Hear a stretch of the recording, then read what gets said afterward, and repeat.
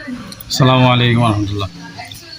আজকে আলহামদুলিল্লাহ 51 পিস মাল ডেলিভারি করেছি। কক্সবাজার ট্যুরে যাবে। আপনার ডেমরা ছোট মুরগির ফার্ম বড়বাঙ্গা, আমাদের সাইনবোর্ড থেকে এটা উত্তর দিকে। আমি ওই জায়গায় অনেক ঘুরেছি, হাঁটাহাঁটি করেছি। বড়বাঙ্গা মসজিদের কাছেই লোকেশন। তো আজকে আলহামদুলিল্লাহ ওই জায়গার উদ্দেশ্যে 51 পিস পিপি জার্সি গেঞ্জি ডেলিভারি করলাম।